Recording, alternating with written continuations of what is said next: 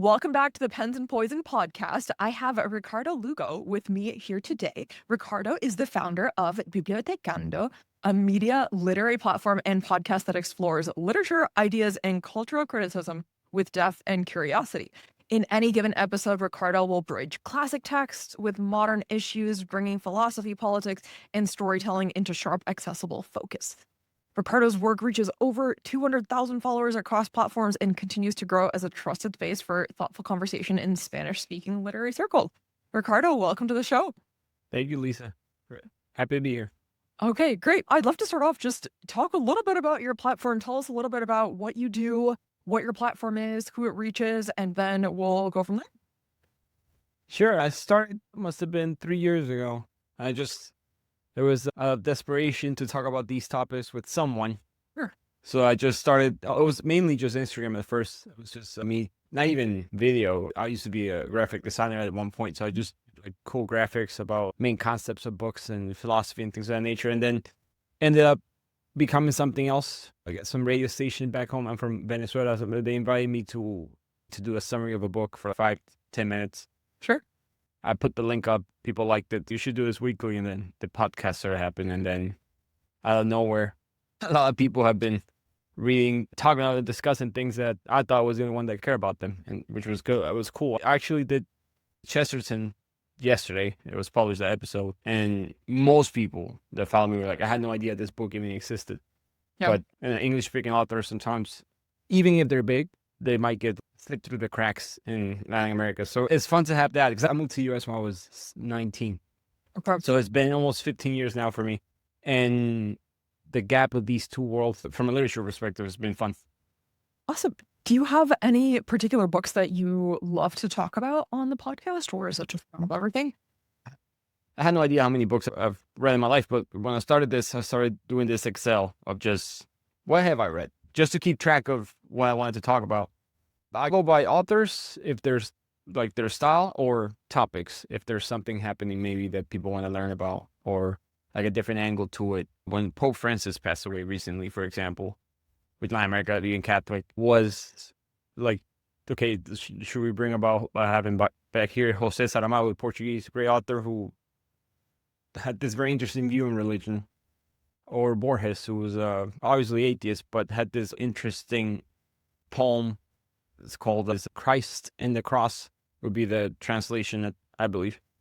And all these topics bring people what literature gave me, which was the original way for me to explore the world, not necessarily maybe what we have now, which is the content of 30 seconds or X amount of characters. It was deeper for me. I think it was also for you. And I was just trying to bring that in some shape or form, and then it took off. Sure. Yeah. Do you have maybe a favorite book that you've talked about that people weren't as aware of, or that you just brought awareness to? There's a short story by Borges called Dutch Requiem. I think I've never read that one. Okay. It's 7.5 pages. It's super short. It's about this fictional Nazi officer who's been caught post World War II. And he's confessing. So it's just his point of view. He's confessing what he did. He's about to be put to, I can't remember if it's hanging or being shot, but he's about to be punished for his war crimes. And he's just confessing to what he did, but he feels no remorse whatsoever. So it's this book that was very criticized back then. But Borges wrote it because he saw this. He was very interested in German culture, and he felt like that was being lost in the 30s and 40s. And people confuse love for Germany for love for the party. And people in Argentina, where he was from, that had that same connection with Germany, they were descendants of German immigrants, they were losing that too. So he writes this story less than 5 years after the Holocaust is over and World War II is over. I like that story very much because today, everything is about the environment and factors and variables. And why do people act in such a way? We're almost analyzing this very Excel spreadsheet type of format. And Borges goes like, there are some people who believed in this and they're evil because they're evil. There's no, I'm a victim of something. I did this because I wanted to. I'm not just a piece of the machinery. I oiled this machinery voluntarily. And that's doing that in 7 pages was very interesting to me. I like short stories. I'm biased towards that. A lot of people think Dostoevsky is my favorite author because I talk about him a lot, but it's more that I look outside my window, I look at the world, and I see what he was saying, which is different. So I talk more about him for that reason. I love Jose Saramago, Portuguese author. He's tough to read. I wonder what his translations are in English, because Portuguese and Spanish is so similar. I'm reading him closer to what he writes. He didn't really believe in grammar, to be honest. I don't know if you read him or not, but he just doesn't have. I have not. You'll read 3 pages and there's no stopping. There's only commas and there's no dots or points or nothing. It's just he'll keep going. He doesn't stop. And there's conversations happening between different characters. He doesn't dash it or anything. But it's a style that's very intriguing. It hooks you in. You can't really stop reading it. Okay, so Jose Saramago, I have not read him. I haven't read many Portuguese authors, to be honest with you. I'm familiar really with Fernanda Pessoa. And yes, you're right. It's really hard to read, I think, kind of poetry in translation. Yes. So I like to learn the language and then go ahead and read the original once I have the language down. Sometimes, obviously, that's not possible for every single language, but I studied a lot of different languages in college just because I wanted to read the literature in the original, and I never got around to Portuguese. So Portuguese is one that I don't quite have yet. You did Russian, was it? Yeah, so I'm Russian, so I didn't learn Russian. I just grew up with Russian, so that I feel very lucky for because I can read Tolstoy, Gogol, all of those big Russian authors in the original, which to me is fantastic. But Russian also has a lot of really great poetry. I studied Spanish in high school. I have mostly forgotten a lot of my Spanish. I have to get it back. I keep thinking that I need to get it back. So I read back in high school. I read a lot of the kind of big Spanish authors. I read a lot of Borges. We read Borges. I did a Spanish literature class in my last year of high school. And then I studied French and German also in college and Latin. So got most of Western literature down. Those languages. I was talking to this Argentinian. She translates Russian literature into Spanish. Wow. And I was talking to her and she tells me every time she starts translating, she puts a sticky note on her laptop and it says prepare to lie, because whatever you're translating is not exactly what they wrote. You have to translate those terms into today, but that's not exactly what they meant. And I was, for personal entertainment, I read Crime and Punishment in Spanish and then in English. And there's this scene where the detective that's very philosophical with Raskolnikov, he starts saying, no, you're not going to believe it. And that scene is totally different in the 2 languages. And I remember in English, it just impacted me. I got what he was saying. And then in Spanish, it just went through. It didn't hit me. One of my deepest sorrows is that I'll never read Russian literature in Russian. Unless I learn. It's tough. That would, I don't know. It's time consuming. It's a beautiful language. I went to Russia back 2018. Oh, wow. And before, okay. Yeah, before the war. But I went to Russia. I went to the historical places, Dostoevsky statue, things like that. And I was listening to it. And it sounded beautiful, but just the fact that it's a different alphabet might be difficult for. Yeah, it's spoiling my life, but I'll try it. I've been trying to learn some phrases. Yeah, it's a really tough language. I think it's just grammatically speaking. It's just the grammar is very different. Obviously, the alphabet too. The alphabet, I think you learn and then you figure it out. But the grammar is really tough because it has a case system. Like in Latin, the words change based on what the actions that they're doing. So it's a little bit rough, I think, for speakers of languages that don't have case systems. So Spanish and English obviously don't have case systems. So I think it takes a little bit to get used to, and it's a very hard language to learn. I don't know if I would have the patience to learn it from scratch. It's very difficult. Were you born and raised in Russia, or did you move at some point, or? I've actually never been to Russia. So my parents are immigrants from the Soviet Union, former Soviet Union. And I grew up speaking Russian in the household. And my mom and my grandmother especially just really wanted me to speak Russian and just be bilingual. So actually Russian was my first language. Yes, I'm fluent in Russian. And I actually wish I had taken kind of Russian reading and writing more seriously. I had to teach myself to read Russian a little bit later in my late high school because I had never really learned how to read Russian adequately because the language is different. The alphabet is different. I could always read it. It's just I read very slowly, and I had to over time teach myself how to read Russian. But That was very tough. It is a very tough language, even for native speakers. Do you happen to remember which translation of Crime and Punishment you read? No. No. Well, about that. Which there are a couple of different ones. In graduate school, I wrote a paper about translating Dostoevsky. There are a couple that are very good, and there are a couple that are not as good, and they all do different things differently. But there's one, the Peviar and the Volokhonsky translation, that a lot of people like. I personally don't like it as much because they're a couple, and the wife speaks Russian, and the husband doesn't speak Russian, but he's a writer. So what she does is she gives him the literal translation into English, and then he makes it sound literal. So it's interesting because he's the one kind of writing the final version. He actually doesn't know what the original Russian looks like. So it's almost like a broken telephone.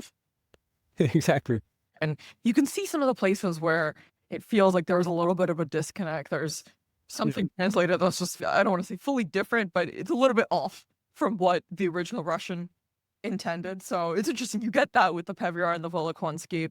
There's always going to be something lost, obviously, in translation. Always. I think we haven't thought about that enough. That it's more than just a tool. It's a Yeah, because ecosystem you live in, a language. There's this, William Faulkner has this book called, I think it's The Wild Palms in English. Yeah. Borges did the translation for it in Spanish. And it's funny, Borges never wrote a novel, but there's this story in Latin America that he did, because the translation by Faulkner was so Borgesian in writing that it was a lot of people who I read both said this Spanish version is better than the English one. If you can at any point in your life, if you read that one in Spanish, it'll be interesting. I've done it. It's strange, but I get where they're coming from. Oh, wow. Okay, that's so cool. I didn't know that. I didn't know he did that translation. Like, we don't do that anymore. But back in the day, great authors used to do translations, at least in Latin America. It might have been like financial reasons, but Julio Cortázar, all the Edgar Allan Poe books were translated by him. Borges, so that used to happen more. I don't feel like that doesn't happen as much as it used to. Well, it might be partially that just all of the great works are now translated. So there's just maybe a little bit less of that going on. But yeah, you're absolutely right. You have interpretation through someone's lens. So I think translation can be very neat in that sense, for sure. Dr. Zhivago was one of the first books. When I was still living in Venezuela, things were starting to crumble. I was very young. I was 17. To understand what was happening, that was the first time I realized there was this space that I wasn't getting into literature-wise. And that was the first book I read, trying to just figure out what was happening. It was hard. When I read it, I didn't quite get it. Again, I was too young probably, or not smart enough, or both. And then in the book, it's not that explicit as far as who the enemy is. It tells you what it feels like when you're living in it. I remember that book with a lot of melancholy, because it's what happens if you talk to Venezuelans that have left the country. About 30% of us have left. It's like that. If you ask, so what political thing happened specifically, it all gets lost. It's almost like too many things happen. You can't keep track of it, but you remember the stories. You remember the people you saw get in the streets being with the crime waves. You remember the human side of it. And that Dr. Zhivago was very good at that. Absolutely.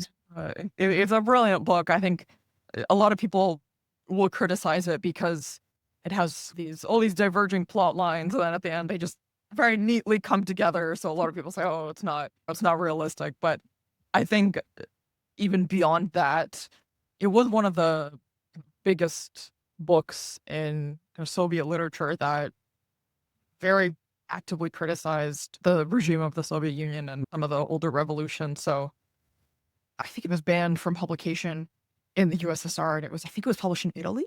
I think it was in Italy where it was published, and eventually it got out, and then it got the Nobel Prize, and I think the Soviet Union was not very happy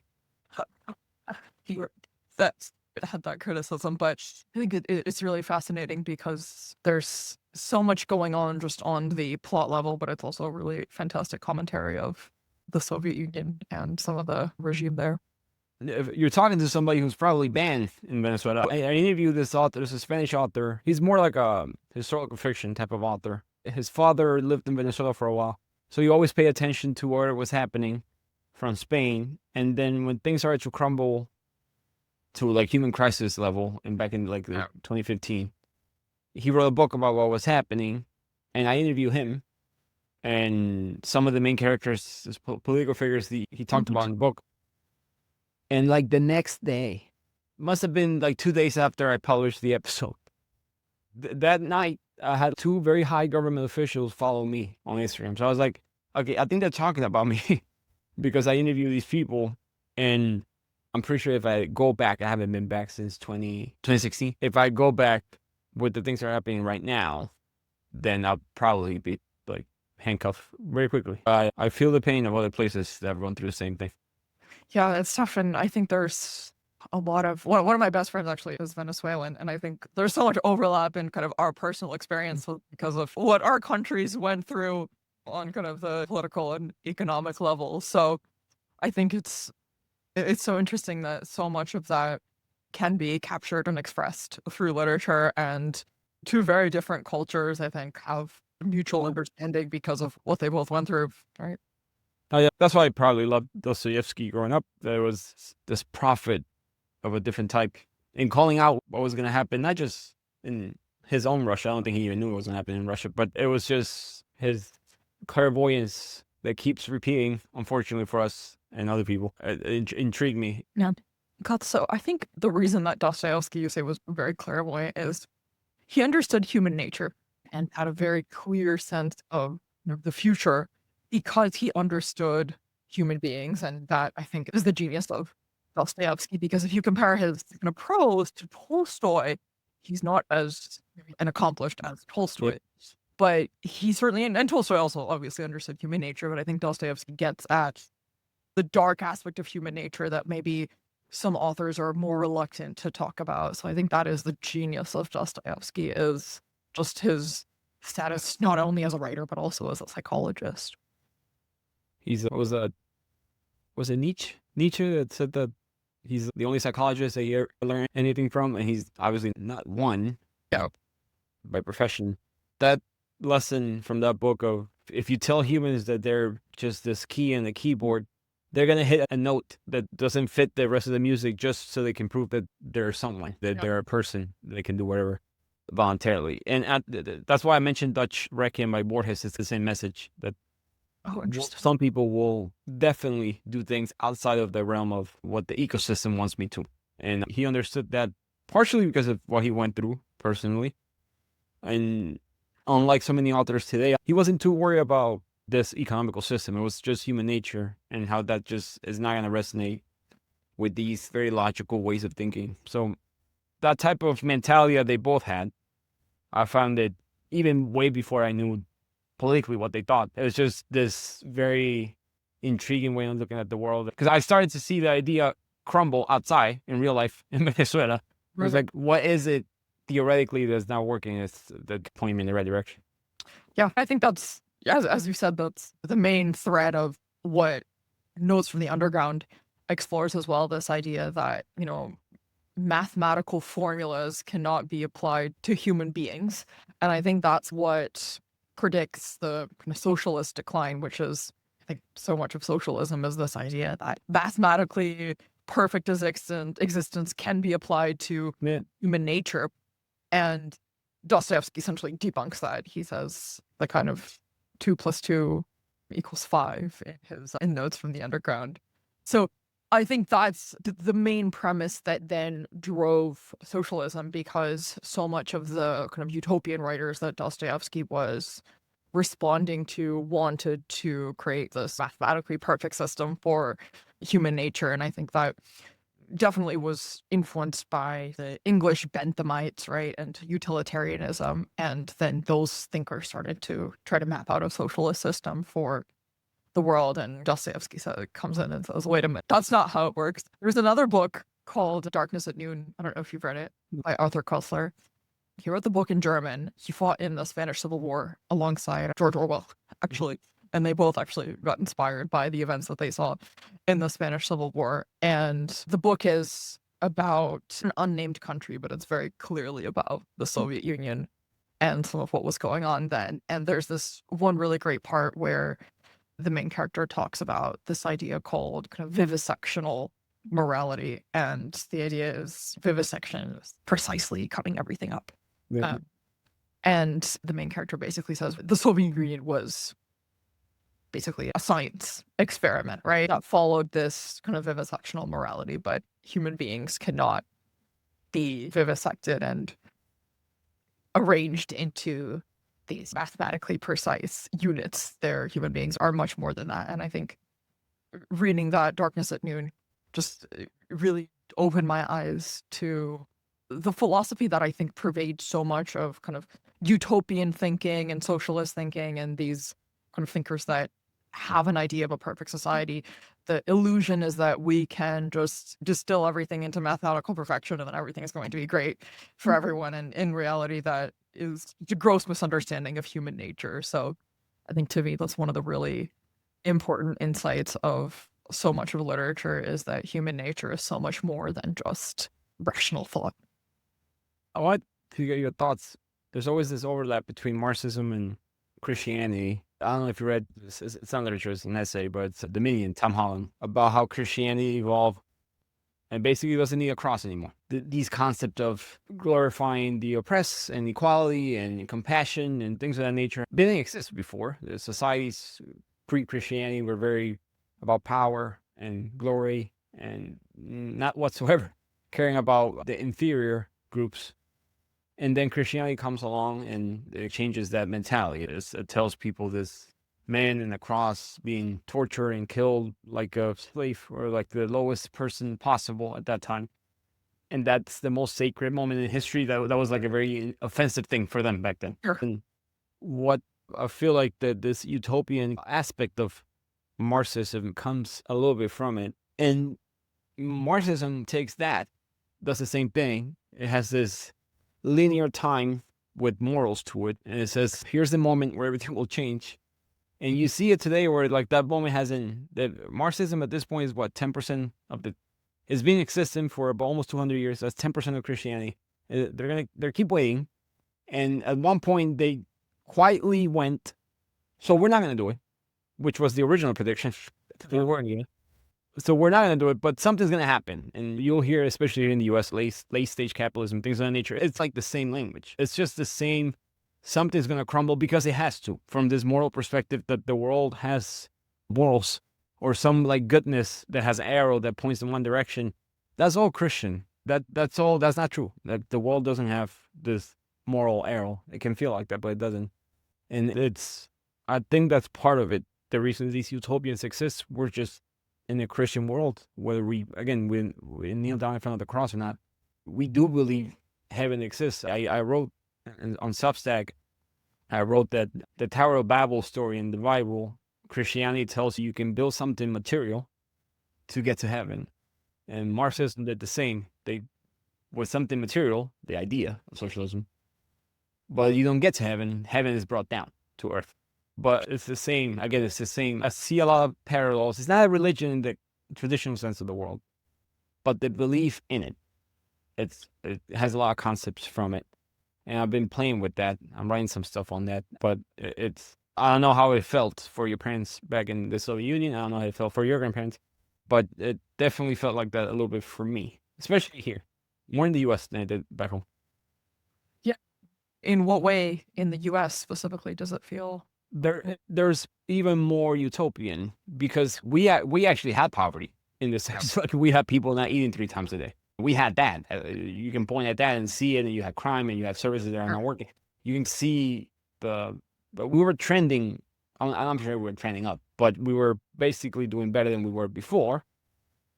But there were still a lot of issues, and you can say that about any country, any place in the world. But in the U.S., the more Marxist discussions are much more theoretical than they are about real life. Yeah, I think you're absolutely right that so much of it is theoretical, right? I think if you're that's why I think the academy is responsible for so much of this rhetoric, because you have people who have basically never actually lived in the real world. And I think this is kind of part of the reason that I ended up not pursuing a PhD is I had been just in school my entire life, Mm. from literally when I was 3 years old to then I finished my master's when I was 22, and I had spent 22 years just having never experienced the real world. And I just thought it would be another 5, 6 years to do a PhD, and I just thought I can't continue to just be in this world where no one knows what reality is. And I didn't even know what reality was either, because I had never gone outside of this kind of school bubble. And I think about it, so much of these kind of PhD students and professors, they've never actually left the academy. They've literally just been there their entire lives. And yes, if you don't actually live life and if you don't have a sense of how the world works, then so many of these Marxist theories will be appealing to you, because you essentially have never gone out into the world and have never talked to real humans. And I think that, to me, leaving academia and talking to real humans just really opened my eyes. And obviously people believe different things, but there was just one predominant viewpoint in the academy. And when you have that one predominant viewpoint and you don't actually have exposure to kind of other ideas or real life people who don't live by philosophy books and all of that, you start to see the kind of impossibility of a system like Marxism. But because so many of these ideas are formulated in a vacuum, the ideas in the academy, when they are then applied to the real world, always fall apart. And people say, oh, real socialism has never been tried. It's always been authoritarian. But I don't think you can have real socialism without it devolving into some form of authoritarianism, because you simply cannot control how human beings will react. And I think competition is such a natural part of the human existence. I posted on Substack a couple of days ago.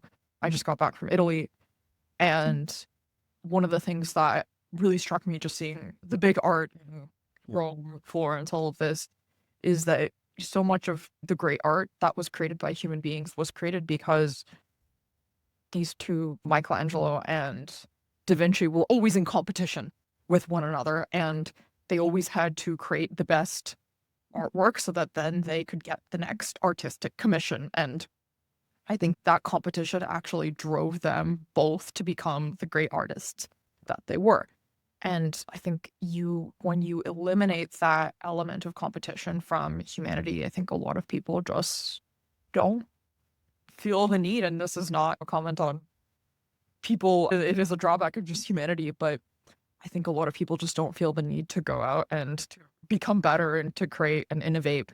So I think it's definitely a reality of Marxism that so many people don't realize when they've never actually been in the real world, where competition is what drives, I think, everything great in our world. Is that even when you get to before you get to that level, there's this before even people want to compete with each other, which they will. It's this sense of if things are arranged in a certain way and the rules are very clear, one, you have to force people into them. There's no other way. And two, there's this sense of I can take advantage of the rules. And it's not just competition, it's just personal. I'll tell you a quick story. In Venezuela, when Chavez he started putting this law, with, I guess like a renter protection law, where if you were like a single mom, 2 kids, something like that, and you're renting the apartment for a few months, and then you don't have money to keep paying it, you can stay in it. Nobody can get you out of it. And I had a friend who worked very hard in his teenage years, middle-class family, and he got lucky with not lucky, he was fortunate to be successful in some small businesses, and he bought an apartment. He started renting it. He made a mistake, rented it to one of these single moms that was protected by the law, and he just didn't want to leave the apartment. It was like 3-4 months that she wasn't paying, and there's no way to get her out. And he goes to the person who runs the prison, not the actual government person, like the prisoner that runs the prison. He was from the same neighborhood that my friend was in, and he hired him to get her out of it. And he tells her, like, don't do anything, no blood, just get her out of it. And he knocks on the door, or I guess somebody knocked on the door, and he's, hey, is this the apartment of John? Just make up a name. And she's, yeah, I've told her many times, I'm staying here, I'm not leaving, this is not his apartment, it's mine. And he's like, man, I don't really care about the discussion between you two. I'm just here because I met him yesterday. We were drinking in this bar. We started watching horse races, which is very common back home. And he gambled this apartment and he lost it. It's mine now. Today is Wednesday, 2 p.m. By tomorrow, if you're still here, I'll kill your daughters in front of you, then I kill you. And then she was gone in 7 hours. And I always tell that story because tell Marx to predict that. It's so hard to make a prediction that things like that will happen, but that's what will happen. Sure. And people will make, once the system fails for you, then people start just forget about the system. This is parallel everything that happens. In Venezuela, it's very famous that the parallel economy exists in the sense that you have the official currency and then you have the non-official one, which is the dollar, because ours, the inflation was so high, it was worthless. When that happens, you go into parallel spaces. Economically, that has been more reported, but I don't think, like, emotionally, people realize they go to a different space and they stop living in this. Ironically, it becomes less social, it becomes much more individualistic, and it crumbles. It resembles much more feudalistic society than it does a capitalist one. Yeah, absolutely. I think the comparison to feudalism is very apt, and I think it's terrifying because in New York we had very recently the mayoral elections.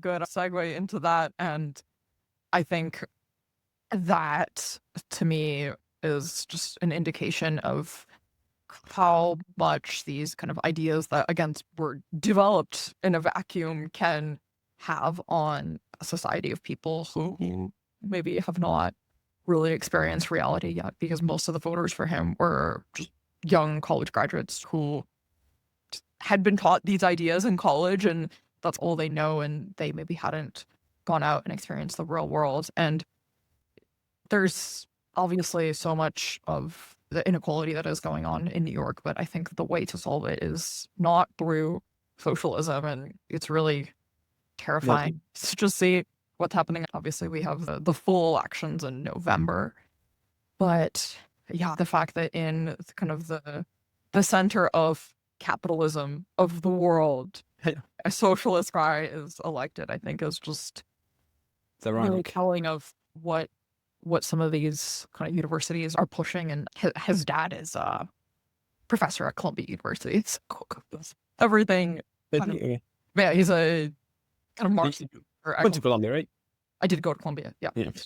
So actually, I was aware of his dad at Columbia because I knew that he was one of the big kind of Marxist professors that I intentionally stayed away from. And then when I saw that it was his son who was running, I was just like, this is just so ironic. And of course, it's going to happen. I think there's still hope that the kind of Eric Adams, who's running the Independent Party, might win. But I saw it. I've seen it like online and stuff. I haven't paid too much attention to it. So I was very surprised when I moved to the U.S. because back home, the U.S. has this brand of, you'll find, we were eating one brand of rice, and in the U.S. you'll find 50. So it's this plural society of ideas and types of people and races and religions.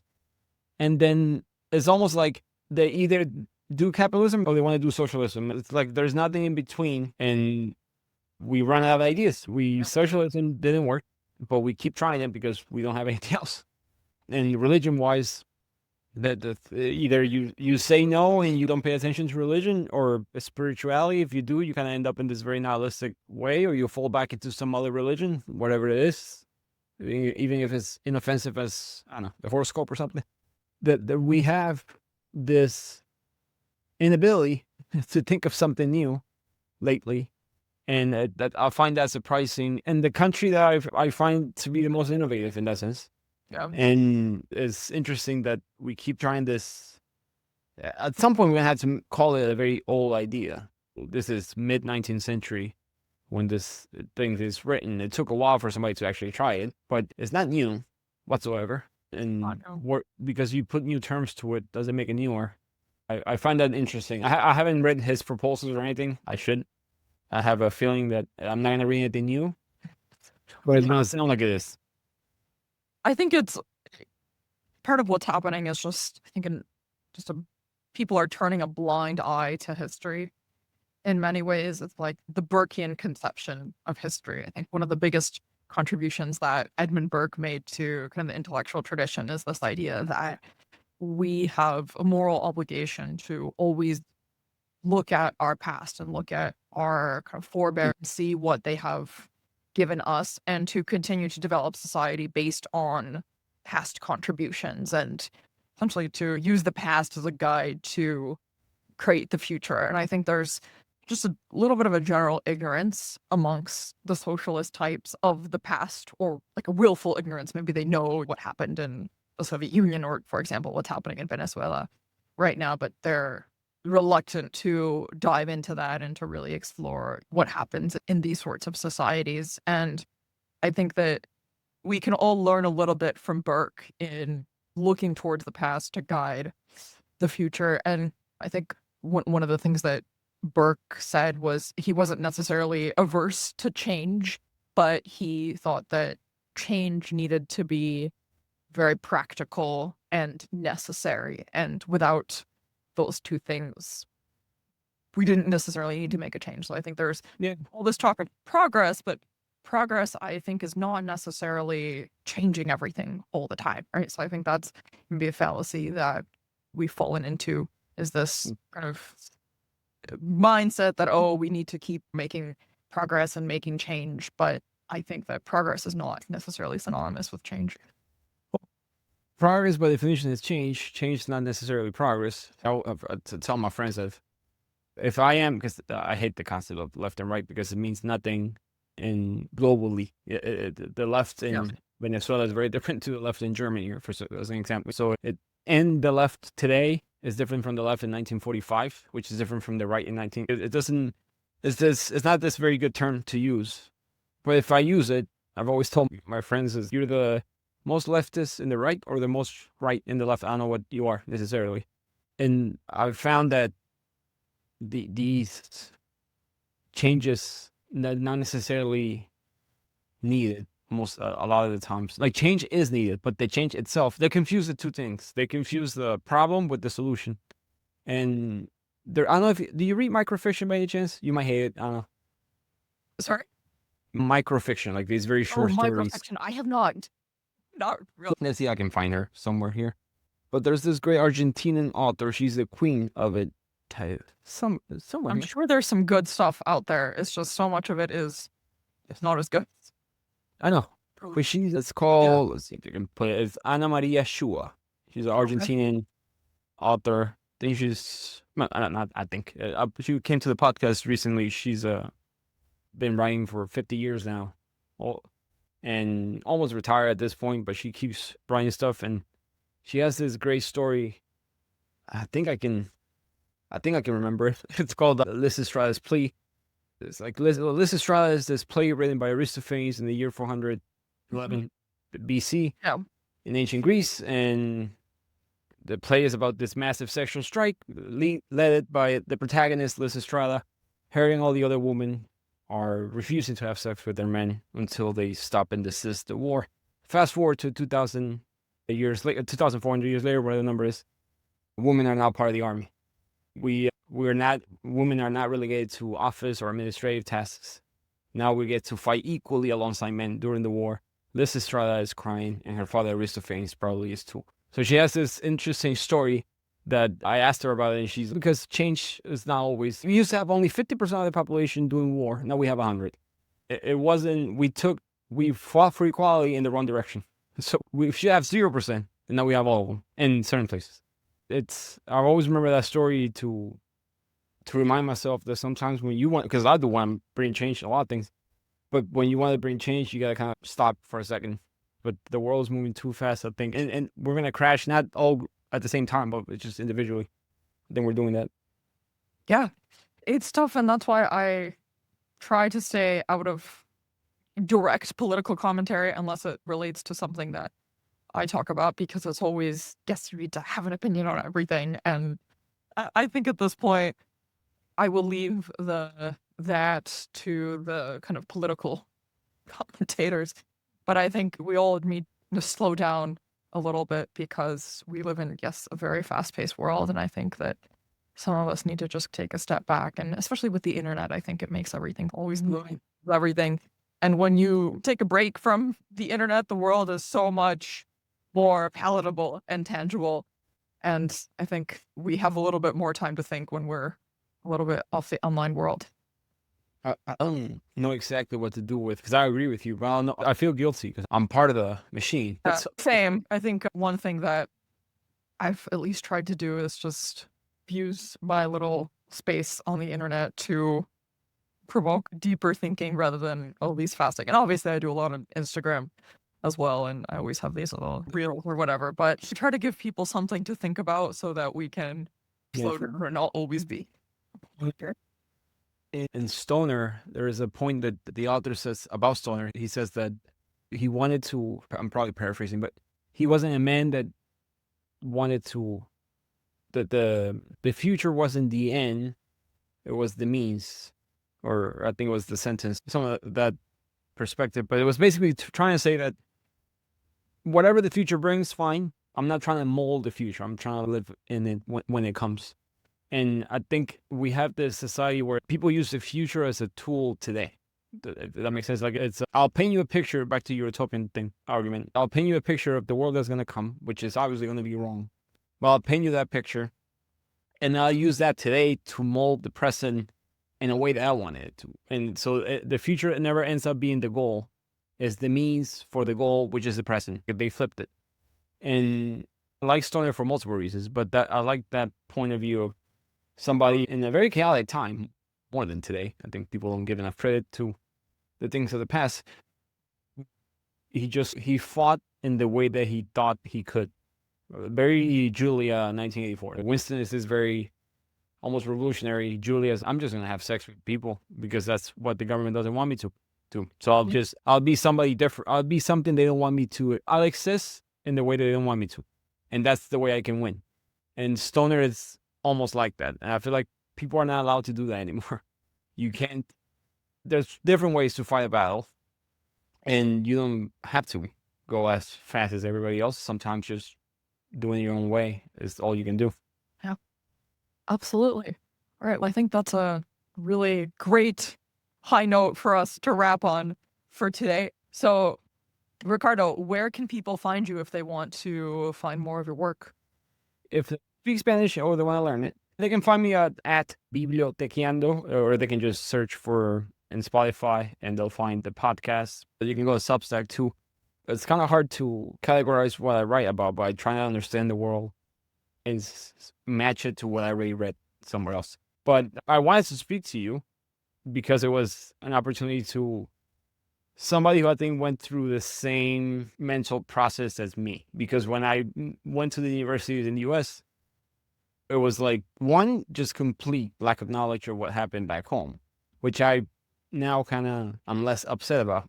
I understand it more knowing the culture, but it was this lack of, why are we not talking about this as much as we're talking about other things? Yeah. And the frustration of certain things that couldn't be said, and there's some things that couldn't be discussed. I think you went through the same thing in Colombia, and that's how I found you. I guess somewhere in the algorithm we matched. And so I wish you all the best. Yes, all my best to you. I think the problem is universal these days, and hopefully we both figure that out. And thank you so much for coming on today. I think this was a fantastic discussion. We should absolutely do it again soon. I'd love to pick your brain, hear more of your thoughts. And for those of you at home, Ricardo Lugo, thank you so much. You can go ahead and find him on Bibliotecando. Thank you, Lisa. All right. Thank you. Bye.